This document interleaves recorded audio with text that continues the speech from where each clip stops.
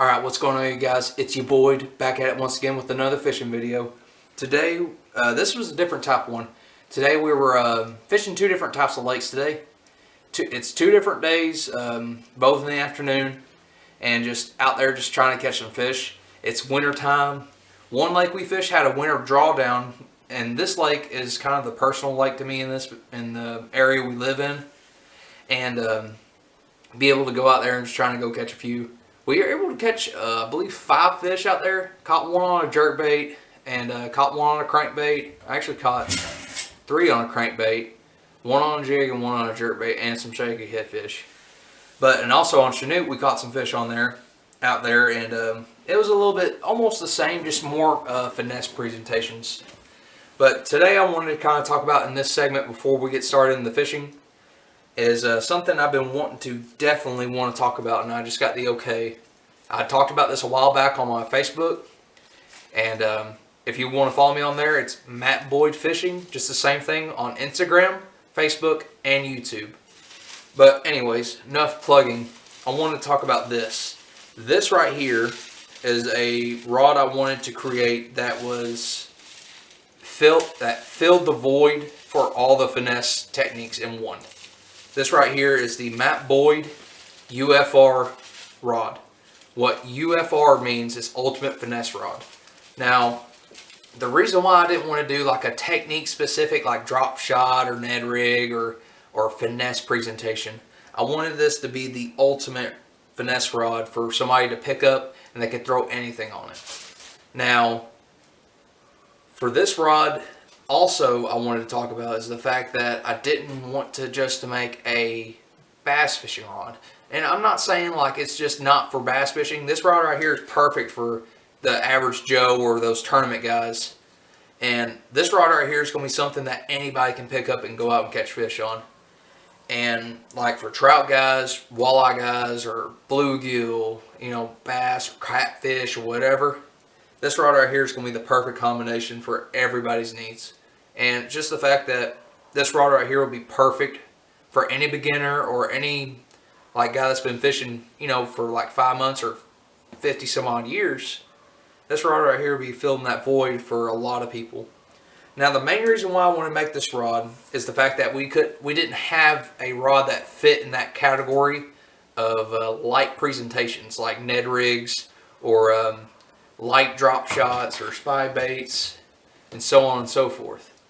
But as I was talking about the specifics of this rod, the specifics in this rod are, of course, American Tackle Airwave guys I think it's a staple now. I love how it feels. You make a long cast with it, and it keeps everything intact. But anyways, the main reason right here is the full cork handle. The reason why I wanted to do this is because it counterbalances with the weight of the reel and the tip of the rod. So it makes it completely balanced.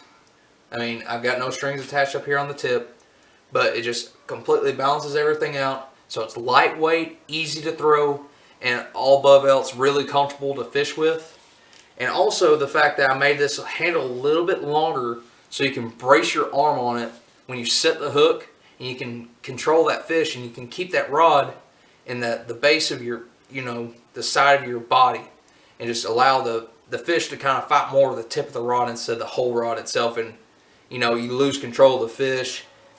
Brace your arm so you have better control of the fish, and you can fight the fish a lot better, and you can use your drag and so on and so forth.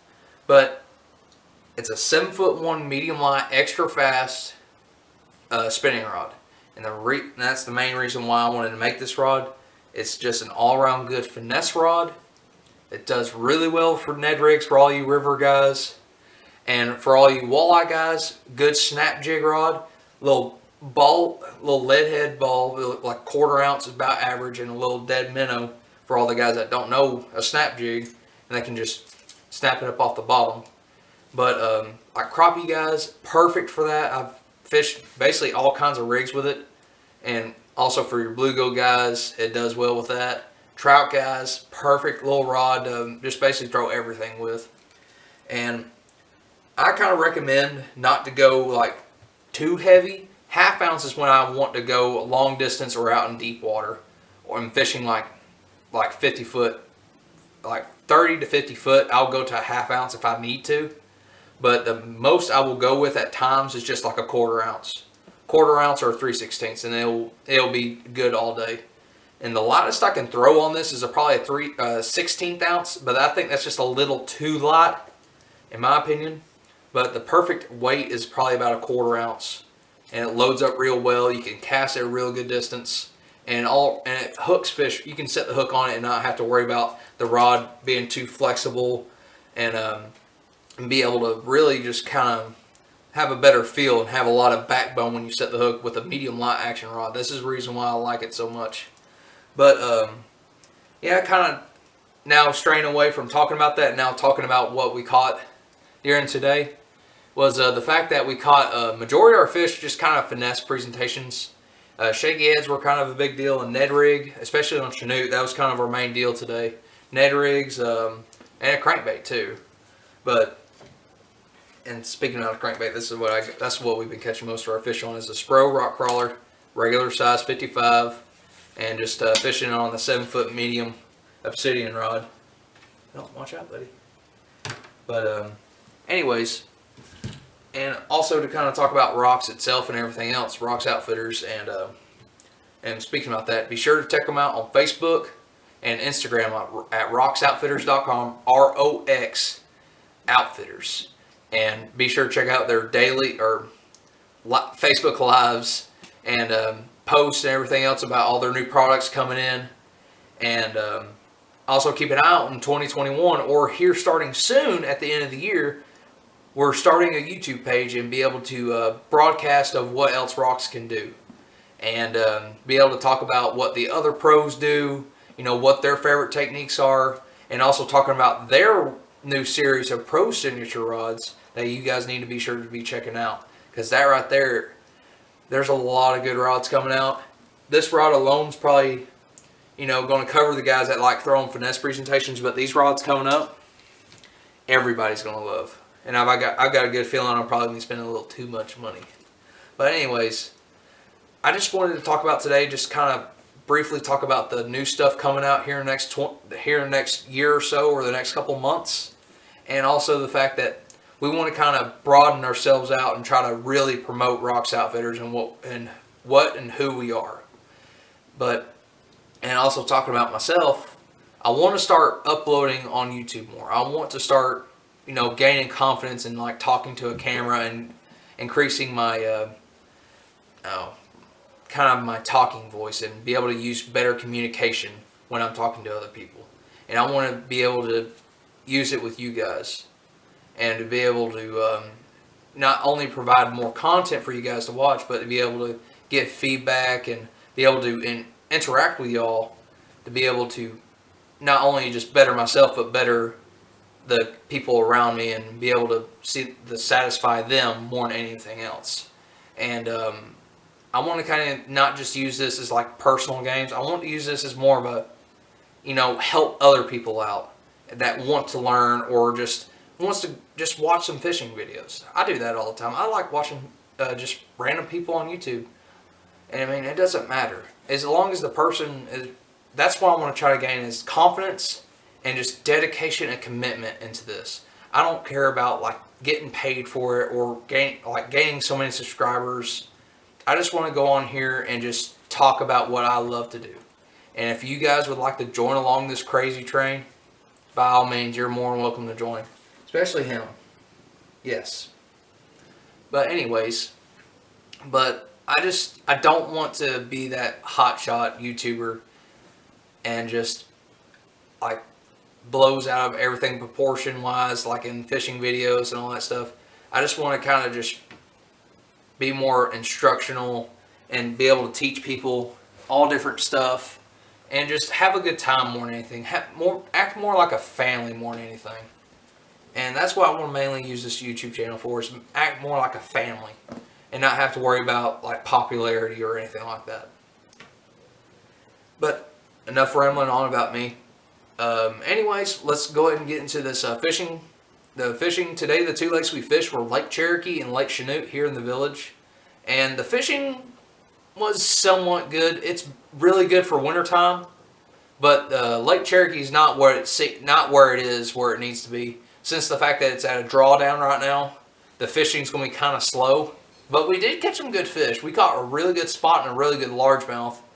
But I'm going to kind of let the video tell the rest of itself. But alright, enough rambling on. I'll let y'all get to the fishing.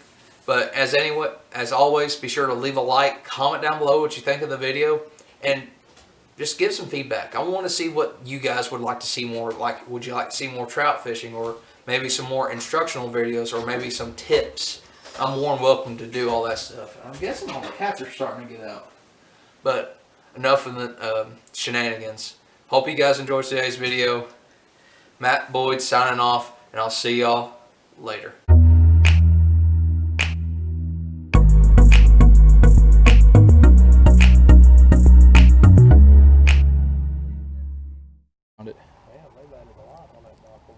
Yeah.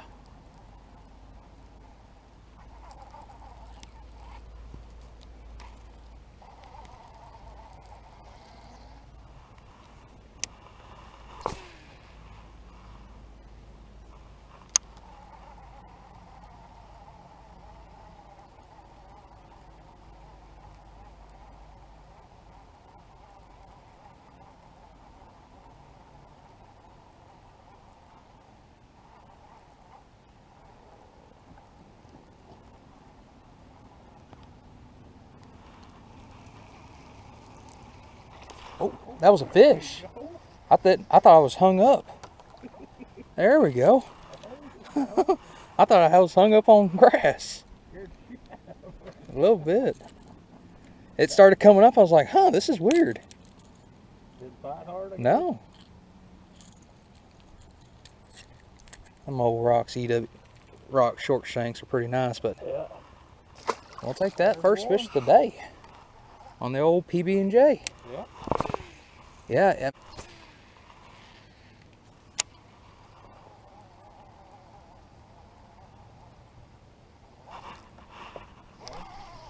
Yep, that's a big fish. Feels good. Oh! Come on, pin. Yeah. I couldn't move him. He wasn't even budging. That was up shallow. Was it? Yeah. Dang it. I couldn't even budge that fish. I mean, shallow. There's one. There's one. Way up shallow. Switched up the colors. That ain't a bad one. That's one of the day. spotted bass. Is it? Yeah.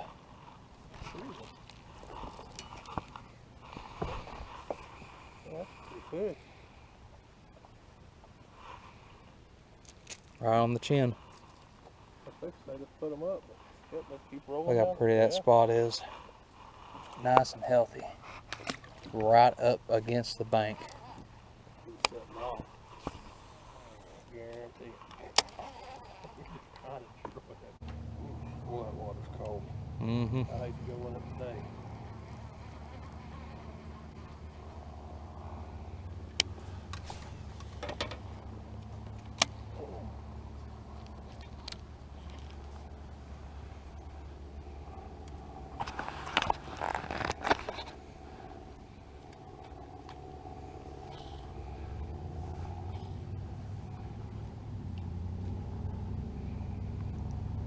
Already? Damn.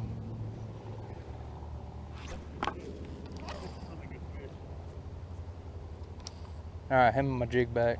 Oh yeah. That's a 2 or 3 pounder all day. Right against the bank, wasn't he? Yeah. There we go. Look how you ate that jewel jig. Chomped it. Here. Open my lips. Let me. What a fish.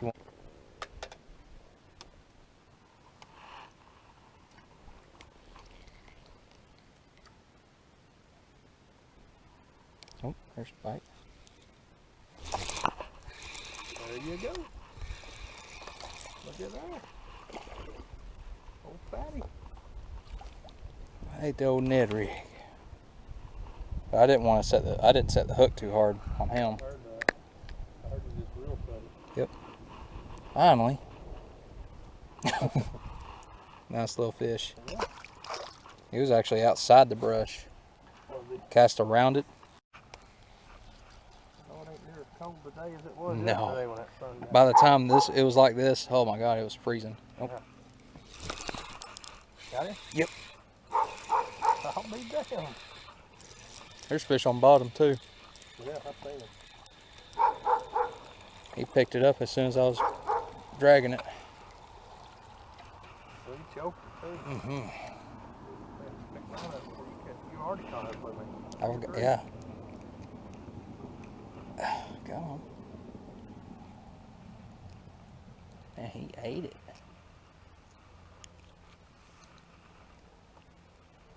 There we go.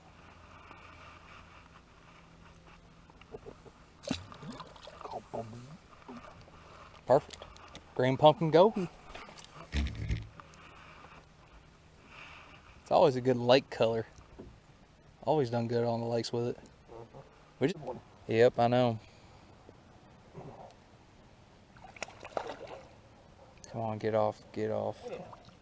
Another one with lipstick. That's actually shown as a good population of fish. It's a good fishery. Look at the black on its tail. Yeah, yeah, pretty. No. No. Number 5. I did more better yesterday than I did today.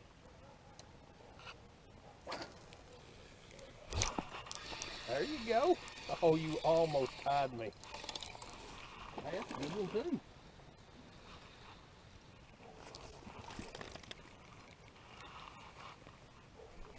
You're just 1 second too late there, buddy.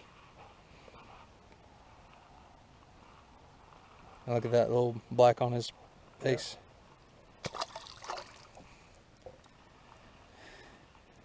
One.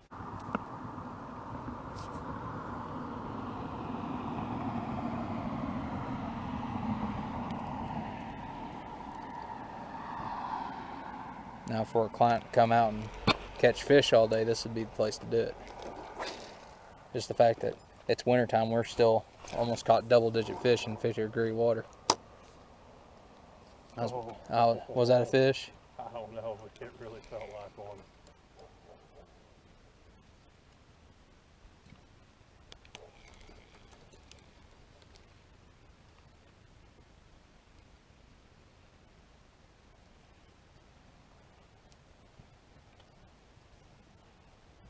Yeah. This past weekend, it took 21 some odd pounds to win on North Fork. Yeah. Imagine that. And what the guys were doing, they were cranking. They saw them catch some of them fish, throwing crankbaits. Just doing something a little different from other people. That's showing that North Fork's starting to come back around for all them 14.5 inchers now. Some of them are starting to grow up a little bit. What? Like a deer walk through the woods over there. I heard it once.